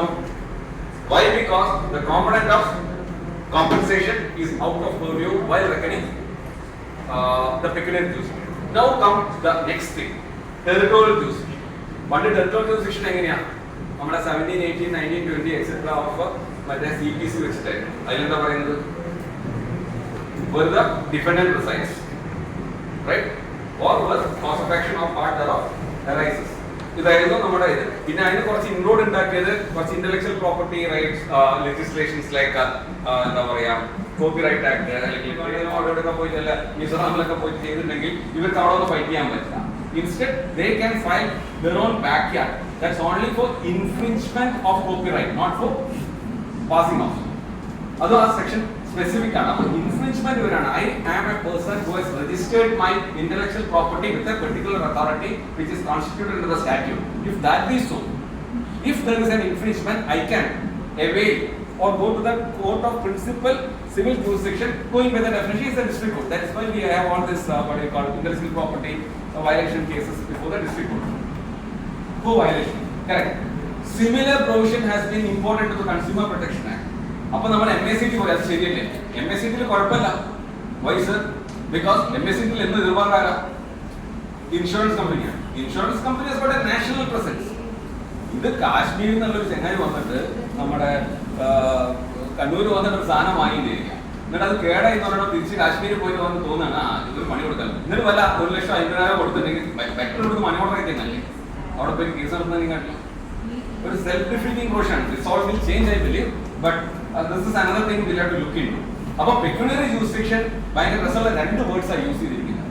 Where the complainant resides. നമുക്ക് വേണമെങ്കിൽ resides എന്നുള്ളത് permanent place of residence നമുക്ക് ഇന്റർപ്രറ്റ് ചെയ്തേക്കാം. പക്ഷേ or works for gain. അപ്പൊ എന്റെ അമ്മായിപ്പനോ അടിയനോ ജഡ്ജുള്ള സ്ഥലത്താണെങ്കിൽ 2 ആഴ്ച പോയി ഞാനവിടെ പണിയെടുക്കുക, എന്നിട്ട് ഞാനവിടെ കംപ്ലൈന്റ് കൊടുത്തിട്ടുണ്ടെങ്കിൽ nobody can encourage only pen shopping, which is a completely against a civilized justice dispensation thought and machinery. Very very unfortunate. ഇത് ഉണ്ടാക്കിയ വ്യക്തികളുമായിട്ട് ഇന്ററാക്ഷൻ ഉണ്ടായിരുന്നു ഈ ആക്ട് ഉണ്ടാക്കിയത്. അപ്പോൾ we had a conference March we had in the National Law School we had a conference wherein all the members of അതും അതിനായിട്ട് ഫണ്ടാണ് കേരളത്തിലെ district ഫോറത്തിന്റെ മെമ്പേഴ്സിന് ട്രെയിനിങ് കൊടുക്കുന്നത് ബാംഗ്ലൂർ. കേരളത്തിൽ കൊടുത്താൽ മതി 3 ദിവസം. അതിനെക്കൊണ്ട് എല്ലാവർക്കും കൊണ്ടുവരണ്ടേ? 3 ദിവസം കേരളത്തിൽ ഒരു കൺസ്യൂമർ ഫോറം വർക്ക് ചെയ്തിട്ടില്ല. അപ്പോൾ ആ ഇതിൽ വെച്ചിട്ട് all the stakeholders were there, including the what you call leader of this thing, Professor Patil. I asked him, മൂപ്പര് he cited different countries. ആ കൺട്രീസിന്റെ ഒരു ഗുണം എന്താണെന്ന് അറിയുമോ? ഒരു സൈക്കിൾ എടുത്തിട്ട് നിങ്ങൾ രാവിലെ തുടങ്ങുകയാണെങ്കിൽ ഉച്ചയാണെങ്കിൽ കൺട്രിയിൽ നിന്ന് തീരും. സ്കാൻഡിനേവിയൻ കൺട്രീസ്, ചെറിയ രാജ്യങ്ങൾ. We live in a country which the terminology used by the Supreme Court is that we suffer oppression of geography. നമുക്ക് ഏറ്റവും സുപ്രീം കോർട്ടിലേക്ക് എന്നെ സുപ്രീം കോർട്ട് കൊണ്ടുപോകും, എത്ര പേർക്ക് കൊണ്ടുപോകാൻ പറ്റും? കൊണ്ടുപോയാൽ തന്നെ ഒരു സെക്കൻഡിലധികം അവിടെ ഇങ്ങനെ നിർത്താൻ പറ്റും. ഇതൊക്കെ പറയാൻ എളുപ്പമാണ്. അതിന്റെ പ്രാക്ടിക്കൽ സൈഡ് അറിയുന്നവർക്ക് അറിയുള്ളൂ. We have got a hierarchy of എന്താ പറയാ codes etcetera etcetera etcetera. High court വരെ എത്തുന്ന തന്നെ കഷ്ടി മുഷ്ടി. അത് കഴിയുമ്പോഴേക്ക് കുടുംബവും പിന്നെ എന്താ പറയാ തറവാടൊക്കെ വിട്ടിട്ട് വേണം മേലോട്ട് പോകാൻ. അവിടെ പേർ അപ്പിയറൻസിന് വന്ന ആൾക്കാർ ആ അപ്പിയറൻസ് നടന്നില്ല വെച്ചിട്ടുണ്ടെങ്കിൽ ബാക്ക് ഗെയിം പറഞ്ഞ മാതിരി 8 ആഴ്ച ചെല്ലുമ്പോൾ നമുക്ക് വേറെ ആളെ എൻഗേജ് ചെയ്യേണ്ടി വരും. It's impossible. And there is an entirely different kind of advocacy and adjudication altogether. It's all fair, it's all correct, but as a layman, as an ordinary person, just imagine, you cannot equate a country like India which is so vast with certain countries like New Zealand, Switzerland or Norway, or where this consumer protection movement has reached a pinnacle and it's able to be implemented properly. You cannot just borrow like that. So what happens is that here is the consequence. I'll touch upon that also. The consequence would be that there is every possibility of denial of service. എൻ്റെ അടുത്ത് ഒരു കക്ഷി വരികയാണെങ്കിൽ ഞാൻ ആദ്യം അവരുടെ ആധാറൊക്കെ ചോദിക്കും എവിടെയാണെന്നുള്ളത്. കാരണം എന്താ വെച്ചാൽ മിസോറാമിലൊക്കെ വരുന്ന നമ്മുടെ ബഹുമാനപ്പെട്ട ചില മന്ത്രിമാർ അതിനുള്ളിലാണെങ്കിൽ വിചാരിക്കും. അപ്പം അദ്ദേഹം പറയാണ് എൻ്റെ അടുത്ത് വന്നു ചെയ്തു കേസൊക്കെ ഞാൻ വല്ലതും നടത്തി, ഡോക്ടർ ആയിക്കോട്ടെ നടത്തി, അല്ലെങ്കിൽ എഞ്ചിനീയർ ആയിക്കോട്ടെ ചെയ്തു, തിരിച്ചോ മിസോറാമിൽ പോകുന്നു. അവിടുന്ന് അവർ തോന്നുന്നത് ഇവനൊരു പണി കൊടുക്കുക. He can file it.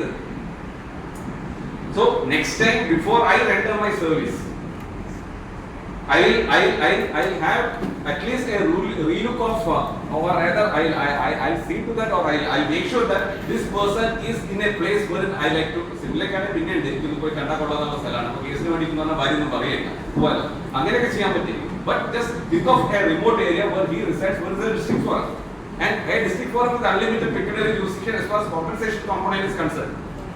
He files it there. What do you do? Hire പർച്ചേസിൽ ഒരു കാലഘട്ടത്തിൽ ഉണ്ടായിരുന്ന ഏറ്റവും വലിയ ഒരു സംഭവം ഉണ്ടായിരുന്നു.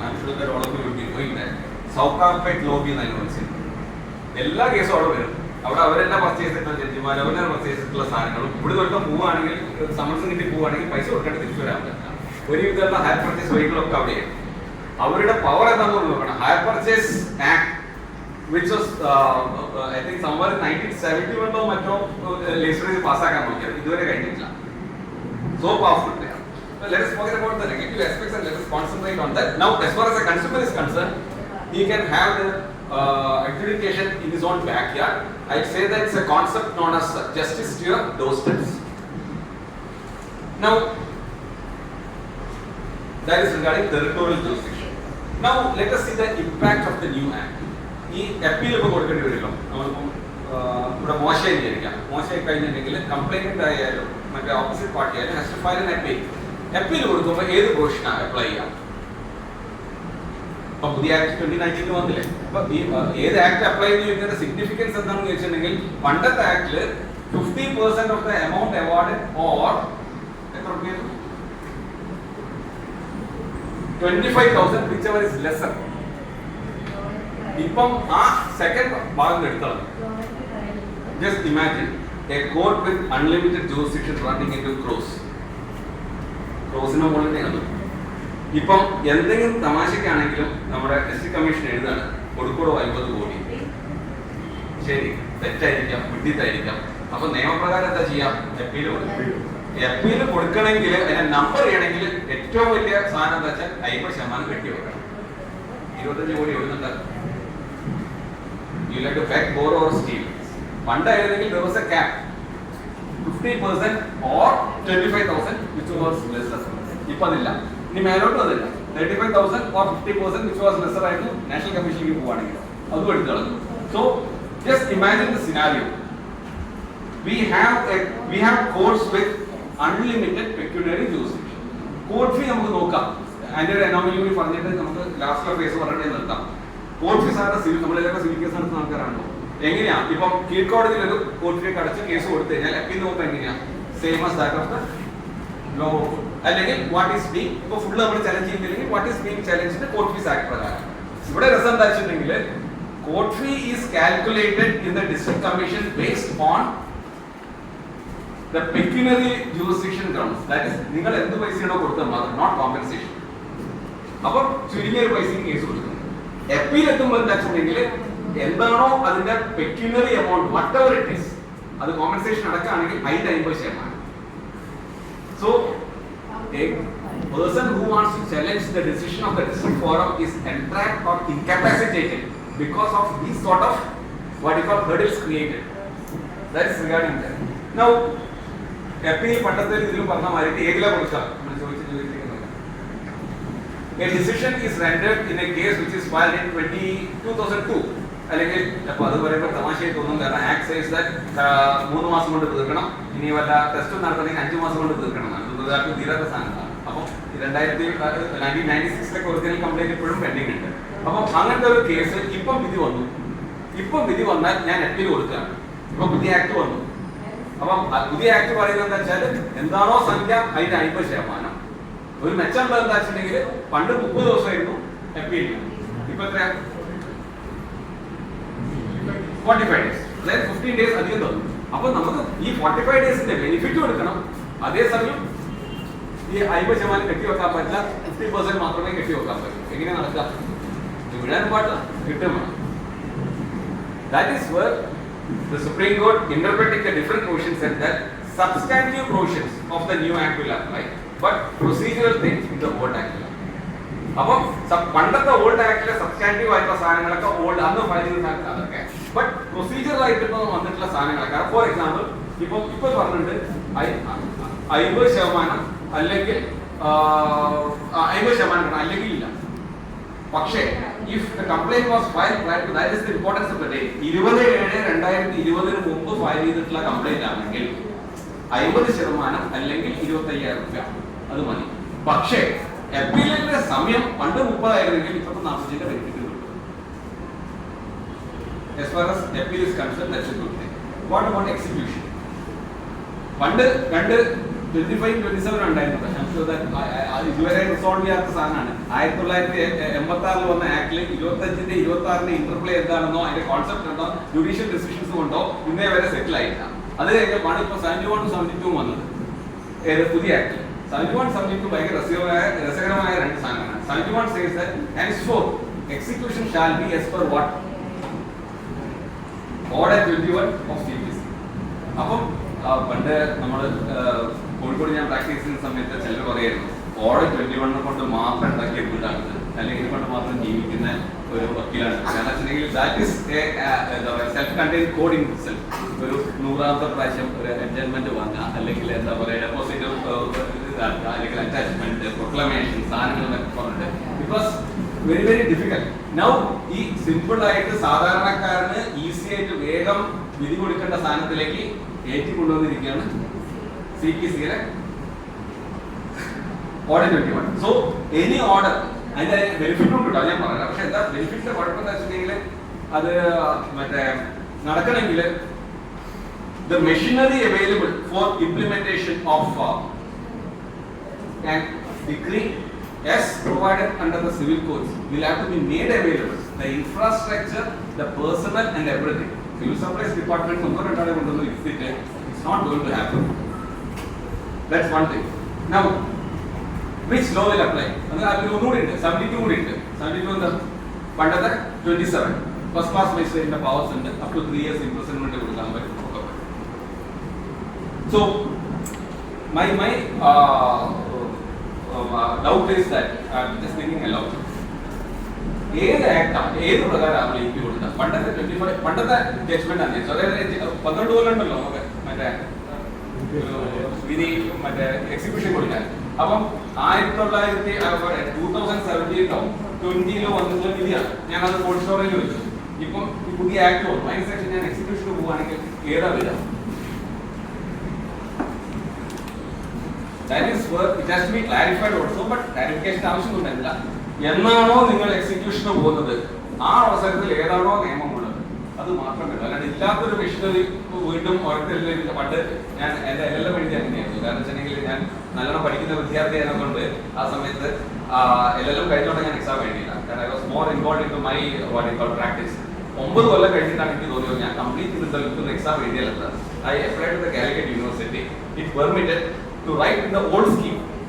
അതും എൻ്റെ ലോ ഓഫ് ടാക്സേഷൻ ആണ്. ഓൾഡ് സ്കീമിലെ ടാക്സേഷൻ ഒക്കെ എവിടെയോ മൺമറന്നിട്ട് പുതിയ വാറ്റും പുതിയ സാധനങ്ങളൊക്കെ വന്നിട്ട് ഞാൻ ഇത് പഠിക്കുകയാണ്. പണ്ടത്തെ KGST, പിന്നെ ഇൻകം ടാക്സ് ആക്ട്, മറ്റേ ഇതിന് എക്സാം എനിക്ക് വേണ്ടി മാത്രമായിട്ട് ഒരു സിംഗിൾ പേഴ്സണിന് വേണ്ടി എക്സാം നടക്കും. അപ്പൊ അതേമാതിരി ഇതിന്റെ എക്സിക്യൂഷൻ നടക്കാൻ പറ്റും. Execution can only be with the available machinery as on the date. നമ്മളെ ഈ KPR ഒക്കെ മാറിയില്ല. എന്നാണോ നിങ്ങൾക്ക് plan and licence approved plan and permit തരുന്ന ആ ദിവസത്തെ, അല്ലാണ്ട് അപ്ലിക്കേഷൻ ദിവസത്തെ എന്താ പറയാ റൂൾസ് ആൻഡ് റെഗുലേഷൻസ് നമുക്ക് പറയാൻ പറ്റില്ല എന്നാണ് പറയുന്നത്. ശരി. So is there any limitation? No limitation is prescribed as far as execution is concerned under that. But being logical thinkers and lawyers, we should also think about it.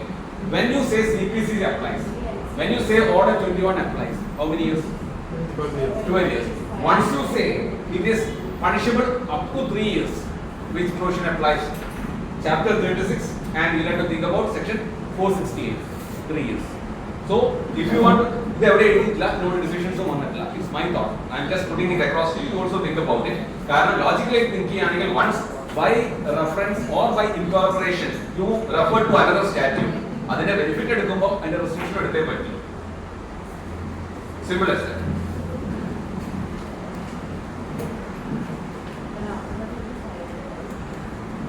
ഇനി ഏറ്റവും കൂടുതൽ നമ്മൾ അറ്റിച്ചേറ്റ് ചെയ്യുന്ന സാധനമാണ് ഇപ്പം നമ്മൾ പണ്ടത്തെ ഹിന്ദി സിനിമ എല്ലാം കണ്ടെന്ന് പറയാം. എല്ലാ സിനിമയിലും ടൈം ബോംബ് കിട്ടും.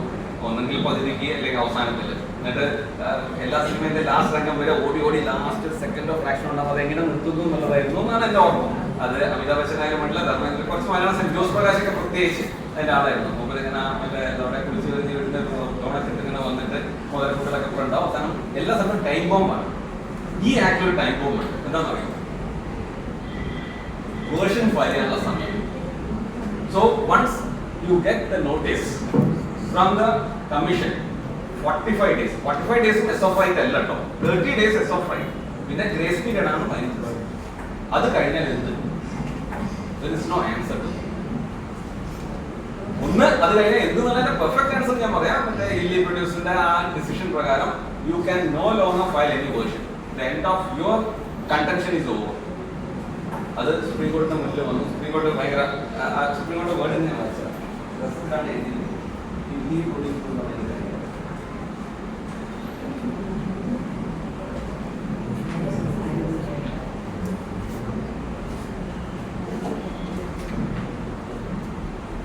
അതായത് ഇങ്ങനെ ഞങ്ങൾ നിർബന്ധമായിട്ട് ഡേയ്സ് വെച്ച് കഴിഞ്ഞിട്ടുണ്ടെങ്കിൽ ചില്ലറ ബുദ്ധിമുട്ടുകളൊക്കെ എതിർവശിക്ക് ഉണ്ടാവുന്നുണ്ടെങ്കിലും ഒന്നും സാരല്ല. വലിയ വലിയ പ്രസ്ഥാനങ്ങളാകുമ്പോൾ ചെറിയ ചെറിയ പഠിച്ചകളൊക്കെ ഉണ്ടാവുന്ന കുറവായിരിക്കും. ഇങ്ങനെ വരുന്ന സമയത്ത് you cannot be heard to raise such a point because expeditious dispensation of justice is what is sought. But adina later in the second decision and this is I think it's a constitutional bench. Yes, constitutional bench. Then a three-judge bench decision headed by Justice Chandrachud, who is now our Chief Justice, said ഇതിൽ തന്നെ പറയുന്നത് judgment to operate prospectively. But there is result that this is rendered on 4/3/2020. അപ്പം 4/3/2020 ശേഷം file ചെയ്തതിന് മാത്രമേ ഇത് വാദമുള്ളൂ. ഒന്ന്, അപ്പൊ അതിന് മുമ്പത്തൊക്കെ നമ്മളിങ്ങനെ ഉരുട്ടി കളിച്ചിട്ടുണ്ടെങ്കിൽ ഇപ്പോഴും സ്കോപ്പ് ഉണ്ട് എന്നുള്ളതാണ്. രണ്ട് എന്താ വെച്ചിട്ടുണ്ടെങ്കിൽ there is a regulation 10(5) which says that every notice പറഞ്ഞാൽ ഒരു നോട്ടീസ് പോലെ കംപ്ലൈന്റും അതിനൊപ്പം ഹാജരാക്കപ്പെട്ട രേഖകളും അയച്ചു കൊടുക്കണം. അപ്പൊ എന്ത് ചെയ്യും? ഫസ്റ്റ് പോസ്റ്റിംഗ് നമ്മൾ പറയണം നമുക്ക് രേഖകൾ കിട്ടിയില്ല, രേഖ കിട്ടിയില്ല. Now one thing that should agitate any legal mind, especially luminaries who are sitting here, is that ഇത് കഴിഞ്ഞപ്പോൾ എനിക്കൊന്നും ചെയ്യാൻ പറ്റില്ല. There are couple of state decisions which say that, including that of the Kerala High Court, not on consumer, expert ആക്കിയാൽ തന്നെയും you can participate in the proceedings at the point where you are re-entering. അപ്പം നമുക്ക് version file ചെയ്യാൻ പറ്റില്ല. You may be able to cross-examine and show. For example, ഒരു complaint per se maintainable അല്ല, still it's going on. I can enter appearance and tell the court that on such and such grounds, born out of the records available, it is not maintainable, not otherwise. You cannot bring in anything new. പിന്നെ ഒരു സ്ഥിര complaint പറയുന്നത് ex parte set aside ചെയ്യാനും ഡിഫോൾട്ടിന് നൽകിയാൽ എന്താ പറയുക restore ചെയ്യാനും provision ഇല്ലല്ലോ. പ്രൊവിഷൻ ഇല്ല, പ്രൊവിഷന്റെ ആവശ്യമില്ല. Why? Because the Act does not contemplate an ex parte order or a dismissal for default. The Act mandates that it has to be disposed on merits with the available evidence. അപ്പം ഇതിന് appeal മാത്രമേ ഉള്ളൂ. അപ്പോൾ ഒരു automatic ആയിട്ടുള്ള ഒരു dismissal four ഡിഫോൾട്ടോ അല്ലെങ്കിൽ ex parte ഓർഡറിനോ ഒരു സ്കോപ്പ് ഈ സ്റ്റാറ്റ്യൂട്ടിൽ തന്നെ ഇല്ല. That is why there is no provision for setting a. അപ്പം എന്ത് പറ്റും? ഏതെങ്കിലും ഒരു ഡിസ്ട്രിക്ട് കമ്മീഷൻ ഒരു എക്സ് പാർട്ടി ഓർഡർ പാസ്സാക്കി അല്ലെങ്കിൽ ഡിസ്മിസ് ഫോർ ഡിഫോൾട്ട് ആക്കിയാൽ എന്താ ചെയ്യാം? For the first time power of review has been given. Section 40 for district forum, section 50 for state commission and section 60 for national commission. അപ്പോൾ section 40 ഒരു application കൊടുക്കുക. എന്ത് പറഞ്ഞിട്ട് ചെയ്യാൻ പാടില്ലാത്തതാണ് സാർ നമ്മൾ ചെയ്തിരിക്കുന്നത്. It's an error occurring on the face of the record. It's against the statutory mandate. Hence, it may kindly be reviewed.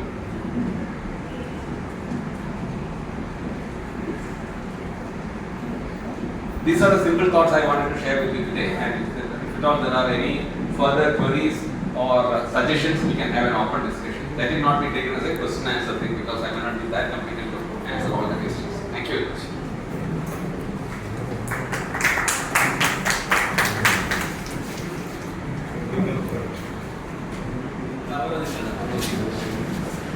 Sir, complaint Adv.Shyam file section 51A dispute on it. Section 54A complaint 24A of the old act. 24A old act of the 1986 act. Rather 2 years limitation which can be converted. 24A I understood. Yeah, correct.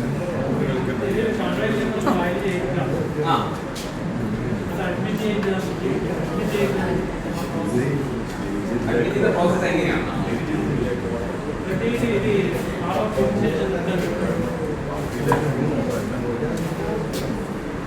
Unlike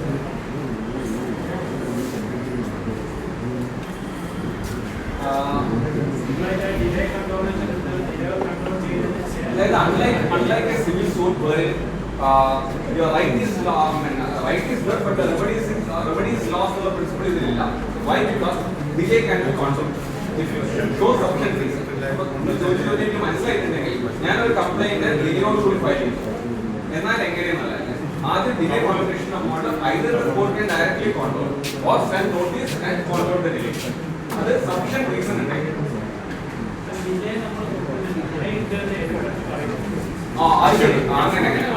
there are only two state decisions which says that ആദ്യം തന്നെ കൊടുത്തിട്ടില്ലെങ്കിലും പിന്നെയും കൊടുക്കാം എന്ന് പറഞ്ഞത് national കമ്മീഷന്റെ രണ്ട് വിധികളുണ്ട്. But to be very frank with you, I say that cause of action continues അല്ല എങ്കിൽ അതിന് കുഴപ്പമില്ല. കാരണം എന്താ വെച്ചിട്ടുണ്ടെങ്കിൽ any petition, any application filed before a court has to be number one. ഈ കണ്ണൂർ കടപ്പുറത്ത് പെരേടിക്കാൻ പാടില്ല എന്ന് പറഞ്ഞിട്ട് ഞാൻ ഡിസ്ട്രിക്ട് മറ്റേ കളക്ടർക്കും മറ്റേ എന്താ പറയുക ഇവിടുത്തെ MLA MP-നെയൊക്കെ വെച്ചിട്ട് കേസ് കൊടുത്താലും അവർക്ക് രജിസ്റ്ററിൽ നോക്കാൻ പറ്റുന്ന കാര്യമില്ല. സോഷ്യൽ കോഡ് ഫീ ഉണ്ടോ, ഫോമിലാണോ, ഓക്കെ അതൊക്കെ പിന്നെ വരുന്നത്. So it will be OS number such and such, Shyam versus the district administration of Kannur. Prayer henceforth no there will radically മറ്റേ എന്താ പറയുക കണ്ണൂർ മറ്റേ കടപ്പുറം അല്ലേ. അപ്പൊ അതേമാതിരി തന്നെ that is where the Supreme Court said judgment കാര്യത്തിലും പറഞ്ഞത് right to decide takes along with it the right to decide erroneously as well. Right to file, I can bring in section 9 എടുത്താൽ മതി. I can bring in any suit at my own peril. Nobody can prevent. അതിലൊന്നും പോസ്റ്റബിൾ ഇതാണ്. അതേമാതിരി consumer ഫോറത്തിൽ you can file anything. Admission ഹിയറിംഗിന്റെ പ്രത്യേകത എന്താ വെച്ചിട്ടുണ്ടെങ്കിൽ അവിടെ നോക്കുന്ന രണ്ട് കാര്യങ്ങളാണ് നോക്കേണ്ടതായിരുന്നു. നോക്കിയില്ല എന്നാണ് ഇപ്പോൾ ഉണ്ടായത്. ഒന്ന് maintainability. Maintainability starts from what? Pecuniary, territorial and limitation. അത് നോക്കി കഴിഞ്ഞിട്ടുണ്ടെങ്കിൽ കൺസ്യൂമർ ഡിസ്പ്യൂട്ട് ആണോ നോക്കണം. Consumer forum can only adjudicate consumer disputes. Consumer dispute is also defined. Consumer dispute ആണ് എന്ന് കണ്ടിട്ടുണ്ടെങ്കിൽ നെക്സ്റ്റ് നോക്കേണ്ടത് is filed by a complainant. Then നോക്കാം ഇതൊക്കെ ആയി കഴിഞ്ഞിട്ടുണ്ടെങ്കിൽ sufficient fee which is prescribed under the rules has been paid or regulations has been paid or. ഇത്രയും നോക്കിയിട്ടാണ് അഡ്മിഷൻ നൽകേണ്ടതാണ്. എവിടെ നടക്കുന്നില്ല. അതിനെക്കൊണ്ടാണ് നിങ്ങൾ അത് നിന്നുണ്ടാവുക നിൽക്കാൻ സാധ്യതയില്ല. അല്ലെങ്കിൽ നിൽക്കാൻ പാടില്ല.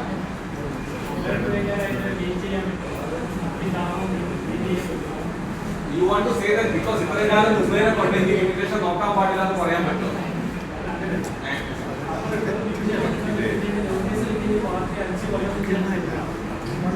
അപ്പൊ കോൺഡനേഷൻ പെറ്റീഷൻ കൊടുക്കാൻ പറ്റുമെന്നാണ് ചോദിക്കുന്നത്. ആ സമയത്ത് you can adduce sufficient evidence to justify the delay.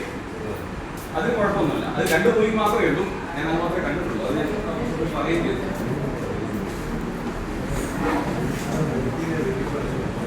40, 50 and 60.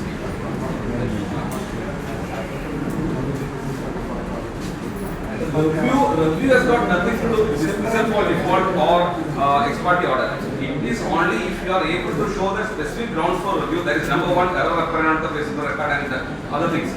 Review the same ground as available to CPC is made applicable. But this is an error apparent on the face of the record because the statute says that you have to dispose of the matter on money. You have done it otherwise. Definitely an error. You have to correct it. You cannot compel me to go to appeal. Appeal na nahi area would be order na aap paisa ka file ko jama nahi karate. Merits aanengil avadeyanu Supreme Court is നേരത്തെ പറഞ്ഞത് right to decide takes along with it right to decide erroneously as well. അപ്പം ഇരിക്കാനുള്ള അർഹത എനിക്കുണ്ടെങ്കിൽ ഒട്ടൊക്കെ എഴുതാനുള്ള അധികാരവും അവകാശവും appeal മാത്രമേ.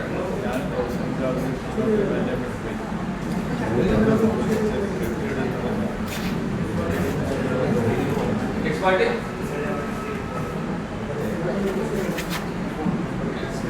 Exercise എന്നല്ല. കാരണം we got a Kerala High Court judgment which says that appeal can be filed against any order including an ex parte order. അപ്പോൾ ഈ ex parte final order അല്ലേ പറയുന്നത്? അല്ലാണ്ട് ex parte ആയിട്ടുള്ള order ആണോ? Have you been set ex parte or an ex parte final order has been sought? In the situation of final order ആയില്ല. ശരിക്കും പറയുകയാണെങ്കിൽ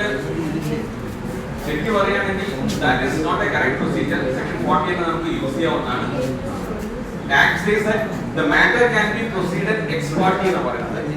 Matter can be proceeded ex parte എന്ന് പറയുന്നത് absence of the ഉള്ളൂ. പിന്നെ present ആയി കഴിഞ്ഞാൽ ആ പോയിന്റ് തുടരെ സെക്ഷൻ 40 can more filing ഇപ്പൊ സ്ഥിതി അവർ പറയുന്നത് എന്താ വെച്ചിട്ടുണ്ടെങ്കിൽ നോൺ ഫൈലിംഗ് ഓഫ് ക്വസ്റ്റൻ ആയി ബിയോണ്ട് ഓൾ ഇന്റർഫിയർ എന്ന് പറയുന്നത്. എക്സ്പേർട്ടി ആയി കഴിഞ്ഞില്ല. അതിനുശേഷം എക്സ്പേർട്ടി ആയി കഴിഞ്ഞതിന് ശേഷം ഓർഡർ നോക്കി കഴിഞ്ഞാൽ അത് വെച്ചിട്ടാണ് പറഞ്ഞിട്ട് കാണിക്കുന്നത്. നോക്കില്ല. അപ്പം യൂണിറ്റ് വർക്ക് നടത്തി.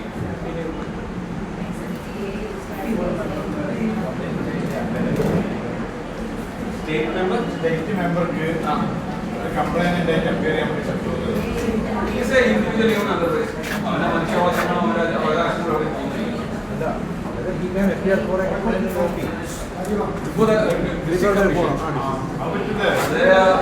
അൺഹെൽത്തി പ്രാക്ടീസ് ആണ് പറഞ്ഞത്. അതായത് റിട്ടയർഡ് ഡിസ്ട്രിക്ട് ജഡ്ജ് വന്നിട്ട് പ്രിൻസിപ്പൽ കോർട്ടിൽ ചെയ്യുന്നതും റിട്ടയർഡ് ഹൈക്കോടതി ജഡ്ജ് വന്നിട്ട് ഹൈക്കോടതിയിൽ ആധാരം ചെയ്യുന്നതൊക്കെ even though stricter sense of there is no prohibition but it is an irregular act. Professional കണ്ടല്ല തെറ്റല്ലേ? അത് ശരിയല്ല. പക്ഷേ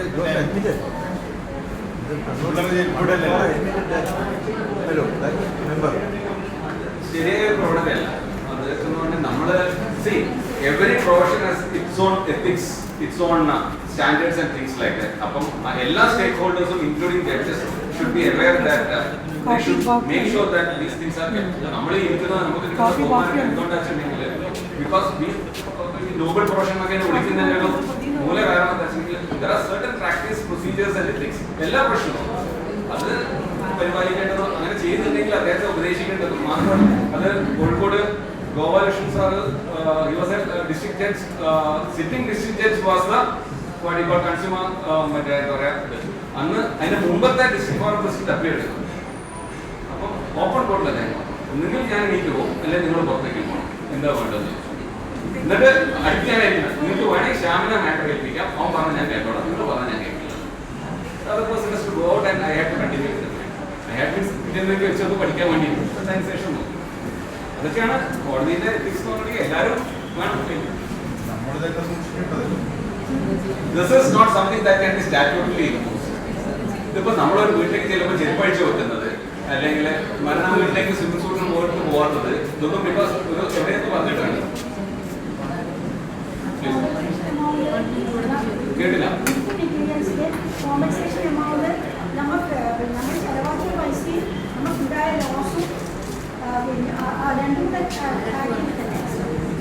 കോമ്പൻസേഷൻ ഇപ്പോഴത്തെ നിലയ്ക്ക് ഞാൻ കാണുന്നത് വായത്തൊന്നും പൈസ ചോദിക്കാന്നുള്ളതാണ്. പക്ഷെ compensation there is a certain formula.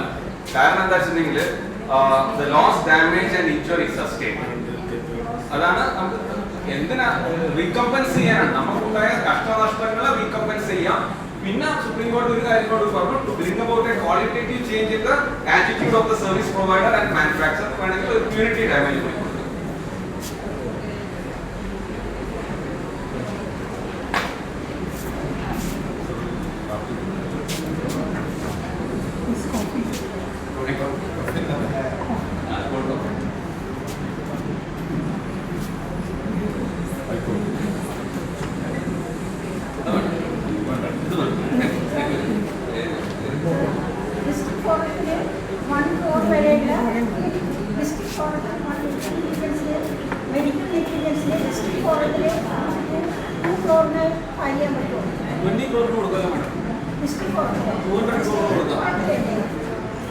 നഷ്ടമായിരിക്കണം. Not a treatment expenses. Treatment expenses should be below 50 lakhs. The amount paid for the service should be below 50 lakhs. Compensation is any amount. Why should it be?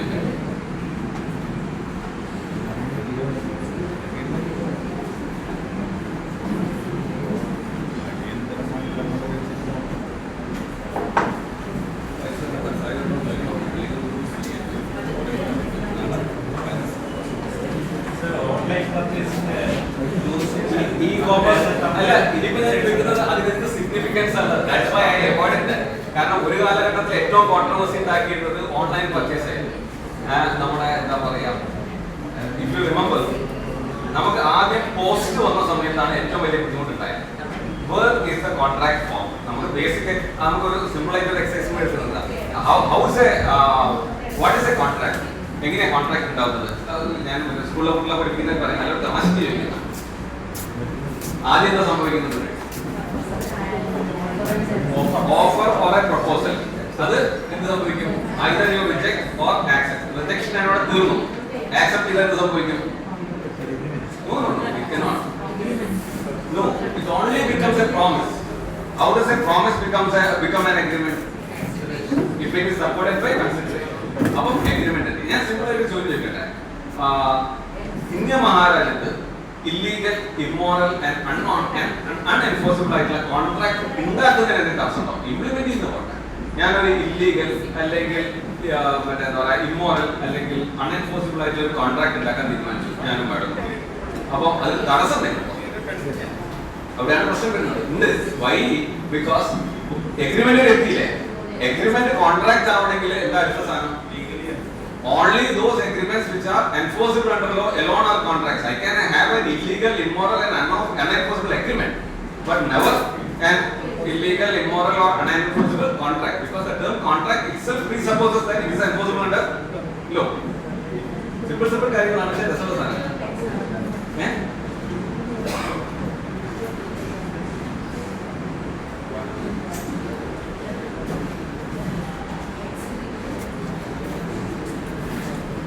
It's coming.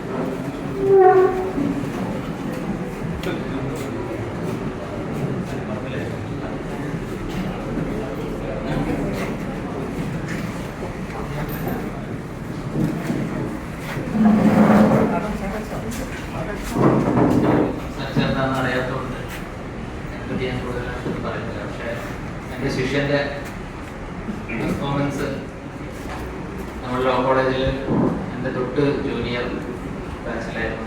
ശ്യാമൻ കൗസർ തിരുമല ഇല്ല അന്നേ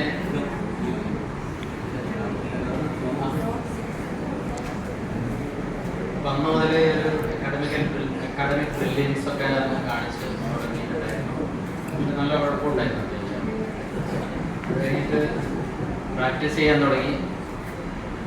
Adv.Shyam സാറിൻ്റെ കൂടെ ആയിരുന്നു. ആ ഓഫീസിൽ practice ചെയ്ത എല്ലാവരും തന്നെ എക്സൽ ചെയ്തിട്ടുണ്ടായിരുന്നു. ആ കൂട്ടത്തിൽ മോർ എക്സലൻ്റ് ആയിട്ട് ചെയ്യാൻ പറ്റുമായിരുന്നു. കേരളത്തിലുള്ള എല്ലാ കോളേജിലും ഞാൻ എവിടെയൊക്കെ ജോലി ചെയ്തിട്ട് അവിടെയൊക്കെ നോബൽ ഇൻഡെക്സ് ആണ് വന്നിട്ടുണ്ട്. പക്ഷേ നമ്മൾ കേരളത്തിൽ ഒതുങ്ങുന്ന ഒരു പ്രതിഭയാണ്, അങ്ങനെയുള്ള ഒരു പ്രതിഭാസമാണ്. അടുത്ത സംസ്ഥാനങ്ങളിലും സുപ്രീം കോടതിയിലും നാഷണൽ ഫോറത്തിലും എല്ലാം സ്ഥിരമായിട്ട് ചെയ്തുകൊണ്ടിരിക്കുകയാണ്. അങ്ങനെ ഇവിടെയാണെങ്കിൽ നാളെ ഡൽഹിയിലായിരിക്കും, മറ്റന്നാൾ ബാംഗ്ലൂരായിരിക്കും, എൻ്റെ അടുത്ത് സുബോക്കായിരിക്കും. അങ്ങനെ ഓടിച്ചാടി നടക്കും. ഇതൊന്നും അതിശയോക്തിയല്ല, നമുക്കെല്ലാം അറിയുന്നതുകൊണ്ട് ഒരാളെ കുട്ടിക്ക് ഇങ്ങനെ തരണമെന്ന് വിചാരിക്കുന്നത്. അപ്പോൾ ശ്യാം കൺസ്യൂമർ പ്രൊട്ടക്ഷൻ ആക്ടിൻ്റെ രംഗത്തായാലും അതുപോലെ മെഡിക്കൽ നെഗ്ലിജൻസ് അതിൻ്റെ കാര്യത്തിലൊക്കെ ആയാലും കേരളത്തിൽ അല്ലെങ്കിൽ ഒരുപക്ഷെ ഇന്ത്യയിൽ തന്നെ ഉള്ള ഏറ്റവും നല്ലൊരു സ്പെഷ്യലിസ്റ്റ് ആണെന്നാണ് എൻ്റെ അനുഭവം. നമ്മൾ പല ക്ലാസ്സുകളും എടുക്കാൻ പോകുമ്പോഴൊക്കെ അങ്ങോട്ടും ഇങ്ങോട്ടൊക്കെ പല കാര്യങ്ങളും ഡിസ്കസ് ചെയ്യാറുണ്ട്. അപ്പോൾ ശ്യാം അതിനെക്കുറിച്ചൊരു പുസ്തകം എഴുതിയിട്ടുണ്ട്.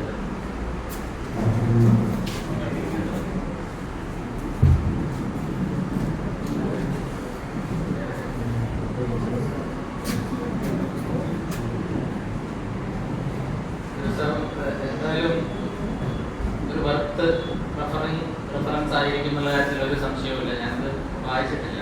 കൺസ്യൂമർ പ്രൊട്ടക്ഷൻ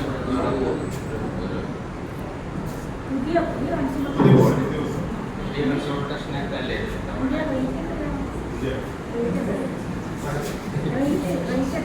വലിയ റേറ്റ് ആയിരിക്കും. ഏതായാലും ശ്യാമ ബാർ അസോസിയേഷൻ ഞാൻ പറയാം ഫ്രീ ആയിട്ട് ശ്യാമിൻ്റെ ഒരു ഉപഹാരമായിട്ട് സമർപ്പിക്കുന്നു. പലപ്പോഴും കൺസ്യൂമർ ക്ലാസ് എടുക്കാൻ പോകുമ്പോൾ ഒന്നും സത്യത്തിൽ ഞാൻ ഓരോ സ്ഥലത്ത് പോകുമ്പോഴാണ് അത് പഠി ഫാമിലി കോളേജിൻ്റെ വരാന്തയിൽ മഴ പെയ്തപ്പോൾ പോലും കയറിയത് കണ്ടാണ്. അപ്പോഴങ്ങനെ ലേബർ കോളേജിൽ ലേബർ ലോ പണ്ട് ലോ കോളേജിൽ ഓപ്ഷൻ കൊടുത്തപ്പോൾ ടാക്സ് വേണോ ലേബർ വേണോ ചിന്ത എല്ലാ സാധനം ചോദിച്ചാണ്. അപ്പോൾ എല്ലാവരും പറഞ്ഞു ലേബർ എടുത്തവൻ പാസ്സാവും പറഞ്ഞു ലേബർ കൊടുക്കും. പക്ഷെ അതിലും ചോദ്യമൊന്നും വന്നിട്ട് എനിക്ക് ഓർമ്മ പോലും. അങ്ങനെ അപ്പോൾ കൺസ്യൂമർ നമുക്ക് ശരിക്കും വലിയ ടച്ചില്ലാത്ത ഏരിയയാണ്. പക്ഷെ ചിലപ്പോൾ അവർ ക്ലാസ് എടുക്കാനൊക്കെ പറയുമ്പോൾ ശ്യാം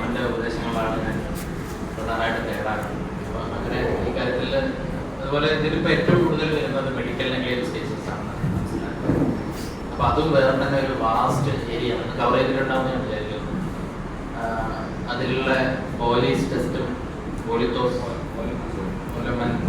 പറയുന്ന ടെസ്റ്റുകളൊക്കെ നമുക്ക് മനസ്സിലാക്കാണ്ട് നമ്മൾ കോടതി പോയിട്ട് ഈവൻ ഒരു മെഡിക്കൽ നെഗ്ലിജൻസിന്റെ ക്രിമിനൽ കേസ് ഡിഫെൻഡ് ചെയ്യാൻ പോയിട്ട് ഒരു കാര്യം.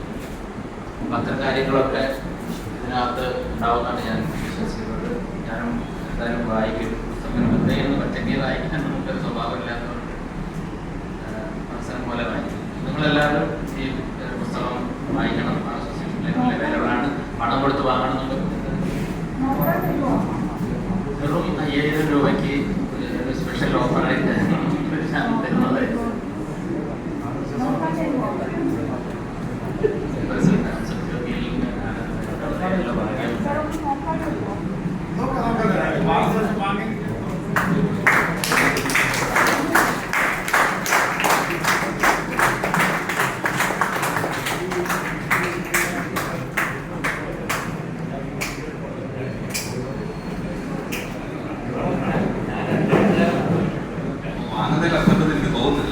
Come to the library and refer so that there will be more interaction and participate. വെച്ചാൽ നമ്മുടെ എന്തെങ്കിലും ആത്മാകരണം കൊണ്ട് എടുക്കാനൊക്കെ വേണ്ടി ഉപയോഗിക്കുന്ന തോന്നുന്നു.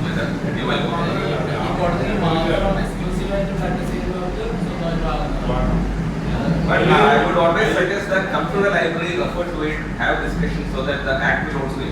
5000 രൂപ കൊണ്ടുവന്നാൽ 2 പുസ്തകം 5 രൂപ വാങ്ങിക്കും.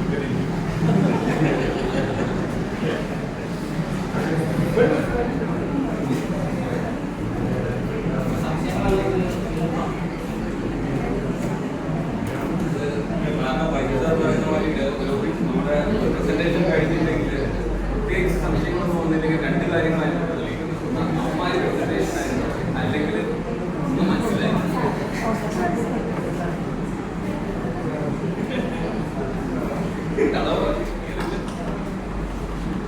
നമുക്ക് ക്ലാസ് മാത്രമല്ല പുസ്തകം കൂടി തന്നാണ് ശ്യാമക്ക് പോകുന്നത്. ഈ ചടങ്ങിൽ എത്തിച്ചേർന്ന അറിവ് നേടാൻ വേണ്ടി തയ്യാറായി എത്തിച്ചേർന്ന എല്ലാവരോടും ഞാൻ നന്ദി പറയുകയാണ്. ശ്യാമക്കിൻ്റെ അടുത്ത ക്ലാസ് ഉണ്ടാകുമെന്ന് ഞാൻ പ്രതീക്ഷിക്കുന്നുണ്ട്. അതുകൊണ്ട് എല്ലാവരോടും നന്ദി പറഞ്ഞ് ഈ ചടങ്ങ് അവസാനിപ്പിക്കുന്നു.